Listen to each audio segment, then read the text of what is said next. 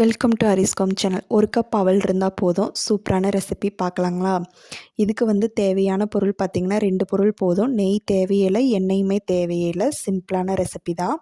வாங்க எப்படி செய்யலான்னு பார்க்கலாம். இதுக்கு தேவையான பொருள் பார்த்திங்கன்னா 2 கப் தேங்காய் துருவல் சேர்த்துக்கிறேன். எந்த கப்பில் எடுக்கிறீங்களோ அதே கப்பில் கடைசி வரைக்கும் மெஷர்மெண்ட்டை எடுத்துக்கோங்க. இல்லைன்னா பெரிய கப் கூட நீங்கள் எடுத்துக்கலாம்.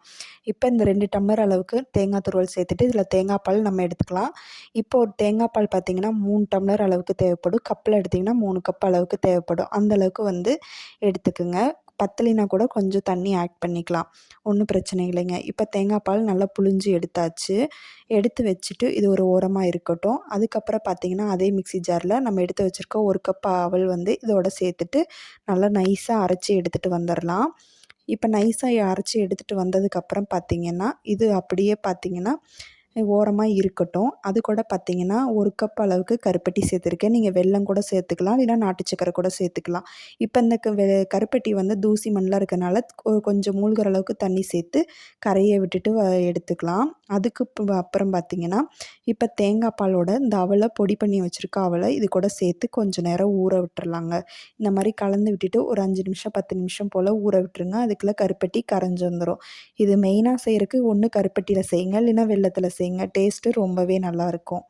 பாருங்கள், இந்த அளவுக்கு கரைஞ்சி வந்துட்டுருக்கு. இது நல்லா ஃபுல்லாக கரைஞ்சி வந்துடட்டும். ஓரளவுக்கு திக்காக இந்த மாதிரி கரைஞ்சி வந்துருச்சு. லிக்விடாக மாற்ற தேவையில்லை, இந்த மாதிரி தண்ணியாட்ட கரைஞ்சாலே போதும்.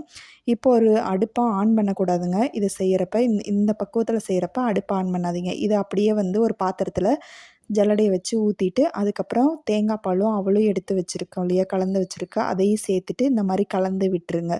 நல்லா கலந்து எந்த அளவுக்கு கலந்து விட முடியுமோ அந்த அளவுக்கு கலந்து விட்டுட்டு இப்போ நம்ம அடுத்தது பார்த்திங்கன்னா ஸ்டவ் ஆன் பண்ணிக்கலாம். இப்போ தான் நீங்கள் அடுப்பை ஆன் பண்ணணும். இப்போ ஆன் பண்ணிவிட்டு பார்த்திங்கன்னா நல்லா இந்த மாதிரி கைவிடாமல் ஒரு 10லேருந்து ஒரு 15 நிமிஷம் மிக்ஸ் பண்ணுற அளவுக்கு இருக்குங்க. இப்போ தான் பபிள்ஸ் அடங்கி கொதியே வர ஆரம்பிக்குது. இதான் கொதிக்கிற ஸ்டேஜ். இப்போ பாருங்கள், கொதிக்க ஆரம்பிச்சிருக்கு. இப்போ தான் இந்த ஸ்டேஜில் ஃபஸ்ட்டு கொதிக்க ஆரம்பிச்சிருக்கு. இப்போ ஒரு 10 நிமிஷம் ஆகும் போல். இப்போ ஒரு 10 நிமிஷம் அப்படியே விட்டுறலாங்க. ஆனால் இதுக்கு நெய், எண்ணெய் எதுவுமே தேவையில்லைங்க. அதில் பாருங்கள், நெய்யில் ஒரு சொட்டு கூட நம்ம எண்ணெயுமே ஆட் பண்ணியிருக்க மாட்டோம். தேங்காயில் இருக்க எண்ணெயே பிரிஞ்சு அந்த அல்வாவுக்கு சூப்பராக இருக்குங்க. நம்ம எந்த ஒரு நெய் சேர்க்காமலே இவ்வளோ ஒரு கலர்ஃபுல்லாக வந்திருக்கான்னு அவ்வளோ ஆச்சரியமாக இருக்கும். தித்திப்பாகவும் இருக்கும். இப்போ பார்த்திங்கன்னா முக்கியமாக அடுப்பை மெயின்டைன் பண்ணிக்கோங்க. அப்பப்போ லோ மீடியம்னு ஃப்ளேமை மாற்றி மாற்றி வச்சுக்கோங்க. இது பாருங்கள், ஒரு 10 நிமிஷம் கழிச்சு பார்க்குறப்ப இந்த மாதிரி மெத்தட் தான் இருக்கும்.